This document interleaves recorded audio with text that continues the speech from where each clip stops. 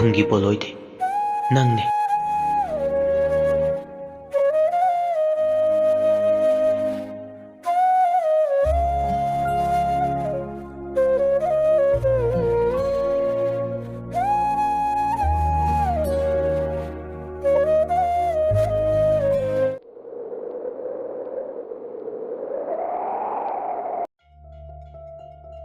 नंग ऐसे याम उसितब्रा हा अइने यारोइदे यारोइ नवा लौदे अइने चटपसिदा नंग थिंग नथिकलो मपाल थोक्तब नंगना वारेम गांगनो लाइजिंग लेंबी वादु हायरमलगा कादुदगे तुलुमुबु इंथुरमगा थोखिरमे थोंगान तमना थोंगाल हेक थोखिबगा अमर लाकबगा मपा चप चानरे अमरना लाइजिंग लेंबी दे यंगदना हायरे लोयरबु नुसिबे चलसिरा चलसिदा लाइजिंग लेंबिना गाड़ी काखथिबदो तुलुमुन उहौरे तुलुमु सावरग मुरुम मुरुम सोले अंगांग माना अइना हाइबा वादा याद्रबा अइंगोंदगी ngamaga चतख्रबा खंगने लाक्ता लाखिसनु लाइजिंग लेंबिदी सोमदा अमरना पुरकबा मफम मदुदा हरावबना सिरे वाव दा याम फजे स्वाइसे बोरिंग चुरुंगनी नंग अदुगिने दाना नंग सिदा पुरेसे अदो दा पार्टी थेंगे बेरीने सावरमनीबा चलसि लाओ अनिदु गाड़ी दे काखतपगा बेरी अमदी राजेशु सावरगा राजेशना फोन तौरे कया वालिगे नोए अखोइदी अरेंजमेंट लोय लोय पार्टी की लंबी लेरे बाय अखोइ साइगा लागे गाड़ी दु सुम थौरकपना लाइजिंग लेंबी अमदी अमरसु पार्टी की मफम अदु you're मयाम लांथोकसे मयाम जगोय सादोकसे मयाम enjoy तौमिनसे निखायो निखायो मयाम सुमाइना निखायो party लोरपगी तंजादु berry Rajesh अमदी अमरना ngairibane मयाम लांगमिनरे लाइजिंग लेंबिदी नुपा सिंगदा नपसिन बतोकते berry सुनी सुम लांगमिनर अमदगी यू हेरमदागी तंजादुदा लाइजिंग लेंबिदु मफम अमदा चंगदुना फमलम्मगा अहुमदुना वा तानरमे राजेश नायरे अमसे कमाई तौसिगा बेरीने खुमे अस केम खलुनु आई तौगे अमरना मुहारे अदुदा खंगदे अखोई पैसा मांगबा यादे हाइसिनिको अहुमदु वा तानरबा मतु लाइजिंग लेंबिगे थकनबा युदुदा केमिकल खरा हापसिनख्रे लाइजिंग लेंबिदु पंगथनबा सोमदा तोलुमुदी पाखतबना लोरे लाइजिंग लेंबिना हलक्तबदुदा करिनोने ngसाइना लाकबा यारबने कइदोरबनो खंगद्रेने सोमदा लाइजिंग लेंबिदी अमरना संगकपदु उरगा केसन नरमे दादा ऐसे कयाम नुक्सिगे मयाम नुक्सिये अदो नंगसे अई ओयदुनी ngasiदी लाइजिंग लेंबिसु नुमितसिदी नुपा खुदिमना हाइबा लोइने यारमे तंजादुदा बेरीसु राजेश के संगमिनरे बेरी नारे cute couples let's have a party Rajesh नखुमे या it will be fun right my wife अमरना यस वन मोर ट्राई लाइजिंग लेंबिने खुमे या आई वांना डांस बेरी तंजादु लौरगा वेटर कौरमे waiter for one glass please waiter दुना ग्लास मरी पुरक्तुना बेरी की मनाक्ता थनमगा चतख्र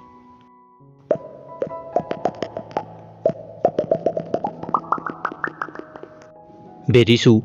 यू सिंगदो हाइब लोरगा यालमे मयामदा बेरी नारे से सी पाइसी तमोनी राजेशना पिरो कदाइनो नंगिदी अमर थैंक यू बेरी अदो लाइजिंग लेंबिगिदी आई पुखरगे से सिदा लेरेसे अदो बी केयरफुल होय पिरुरो बेरी के राजेश कसु यू ngauminarga डांस तहौरे अमर ngahak lerga yu ngaurga लाइजिंग लेंबिगी मनाक्ता चंगे से बेबी नंगिनी सी पाइसलो लव यू बेबी आई फिथक पीगे से यादो काथो अनीदु यू ngawrga डांस तौरी लाइजिंग लेमिदी यू ngawbga कंट्रोल ngamdabadagi अमरदे तुसंदु नारे दादा आई गोक्सि ngawre अहुमदुदी मिचाने लाइजिंग लेमिगी मतौदुदा बेरीने खुमे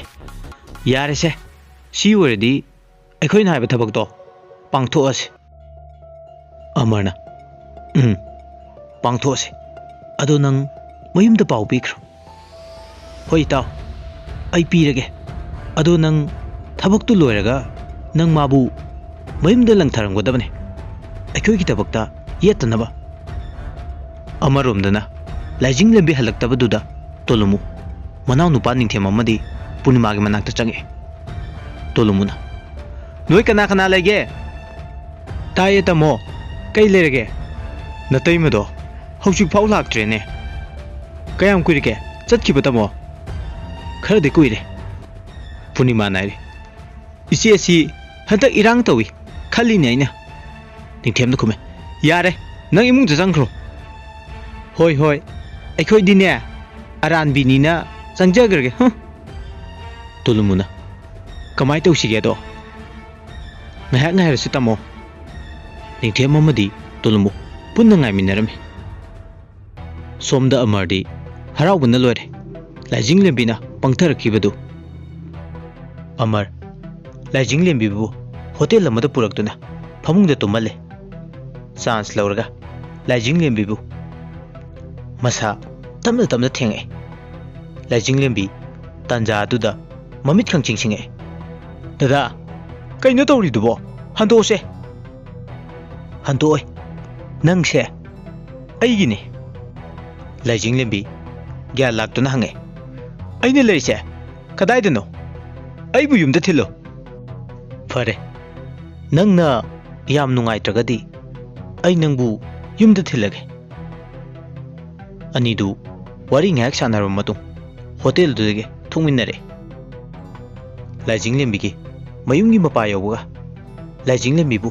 अमरना गाड़ीदगी लंगथरामे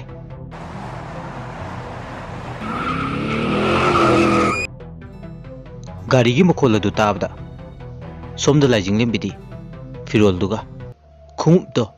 मखुत्ता यालगा हाइरी हाइरी चंगे मदु निंथेम अमदी तोलुमुन उरमे मांगोन हेग यौबगा लाइजिंग लेंबीदु ग्यान मांगख्रे मयाम चंगदना माबो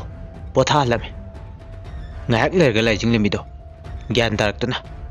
tolumubu konsilame adugo wari pumhairame tolumusu wari singdu tabda sauningame adubu fathara kaire kaisu khalluranurse haukrabudi haukre tamu kaisu khandese tamo nangse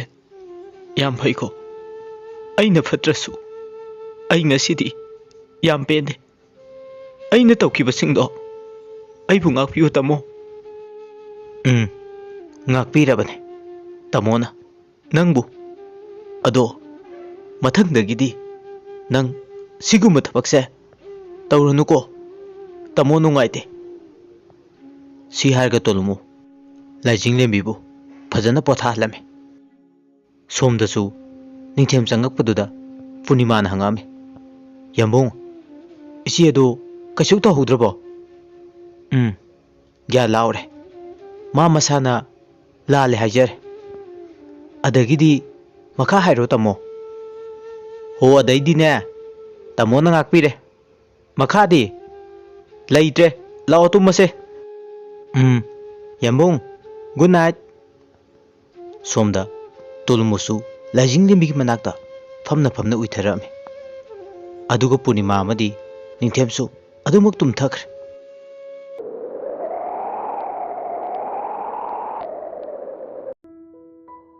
चही मरीगी मतुंगने अंगांग अदु चावरे अंगांग अदुना क्लास 6 कारकपगी मतमने लाइजिंग लेंबीसु हाना गुम तौद्रे ज्ञान फजना तारे इमुंग अमदी मचा सिंगबु चेना कोनबीदुना युमगी अफबी मौ अमा हाइबदु ओइरमे नोंमा नुमितु निंथेमना अंगांग अदु ट्यूशन लौब चटपदने निंथेमना फोन तौरकपदा पूर्णिमा अदु ngayak wari sana sanana masado oningba faurkpadagi washroom da changke phone aduchu phathamaga punimana phone adu phalawna thamkibaduda ningthemna khale wakhalda kari nupi no ne kaidoro jano phalawna ga thamkidana hoida yum yoraga phajana hangangi punimana tawriba mawng adu ningthemgi matai ma laijing lemina uraduna hangame कईदबु यारोगे न इचे आई हक्सांग से याम नुंगाइत्रे doctor चसिरु नाव अदुदि चत्रसु यारनि इचे ngaiko adudi ai ningthemda phone tawge laijing lambi pakhatna phone adu puthoga ningthemda call tawre bungo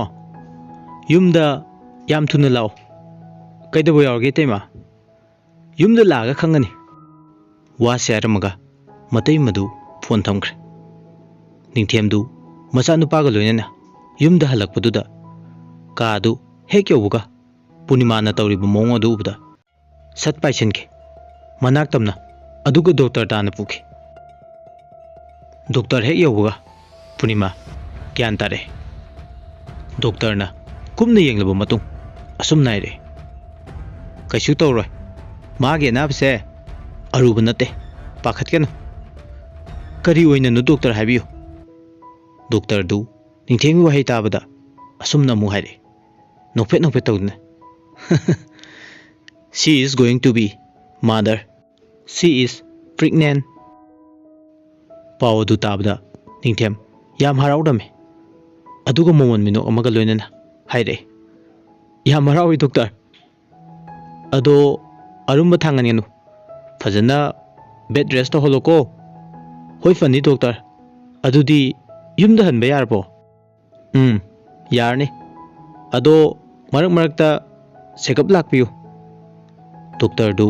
वारी सानरबा मतुं चटखिरमे सोमदा निंथेमना पूर्णिमा के मनाकता चंगक्तुना माबु तपना कोनसिलमे अदुगा हायरे नुंगाइबा पाव वाव यामो नुंगाइत्रो पावसे याम नुंगाइ बाबा हैना कौदुइबा अनि सुदोरबको याम हरावे आई कौदोरबने कुइररोय लाक्तबसु यामबो मबानी ngayak wari sanarba matung yumlom da halame yum yoroba matung macha nupa han pichipiras mangonda sanarme machi laijaga mama ga mapaga hek lakpa ubada chungchile mama da hui ngawba dongna aduga ningai torame mama achapot piyo hoi hoi pithoga loire isagi bu lao lao mama itomdagi ro natomdai nate ko nachi gi su yawbane chaminaro machana suru suru nebeduda ningthemna tamna kausilame machado aduga haire sanamatum mama se nari bani yam langanu ko lao baba ga changase hoi baba ai hore lake ai sanarugi ge macha adu hairamaga sanaba chatkre ningthemna पूर्णिमा बु मखुद समझुना पुसलपदो मते मला जिंगलमिन उरमे अदुगा हायरमे कमाय तौरे बुंगो doctor ना फजना rest होलो ना हाय इतैमा होय होय फजना पोथालसे दुदी इतैमा अमता लेमिनरमो आई हिदाक सिंगसे अमता लेरुखिगे होय बुंगो कुइदी कुरकनुको होय इतैमा आई फल लांगनब तौगे होय होय चलो चलो निंथेम चतख्रबा मतुंग लेरांगना पूर्णिमा के मनाक चंगक्तुना फजना सेवा तौबिरमे नसा सोहनबा यादेको इचे चाक थोंबिरुगिगे होय इचे सना मुतुमदो अमता कौबिरमु होय होय वारी सिगी 13 सुबह तांकक ꯃꯇꯥꯡ ꯑꯁꯤꯗ ꯂꯣꯏꯁꯤꯟꯖꯔꯦ ꯃꯌꯥꯝꯅ ꯋꯥꯔꯤꯁꯤꯕꯨ ꯇꯥꯕꯤꯔꯒ ꯑꯗꯣꯝ ꯑꯗꯣꯝꯒꯤ ꯑꯄꯥꯝ ꯄꯥꯝꯗꯗꯨ ꯀꯃꯦꯟꯗ ꯊꯝꯕꯤꯔꯝꯃꯨ ꯑꯁꯣꯏ ꯁꯣꯏꯗ ꯁꯦꯝꯗꯣꯛꯆꯅꯕꯒꯤ ꯇꯥꯟꯖꯥꯗꯨ ꯃꯌꯥꯝꯗꯒꯤ ꯂꯧꯖꯒꯦ ꯑꯔꯣꯏꯕꯗ ꯄꯨꯝꯅꯃꯛꯄꯨ ꯑꯃꯨꯛ ꯍꯟꯅ ꯈꯨꯔꯨꯝꯖꯔꯤ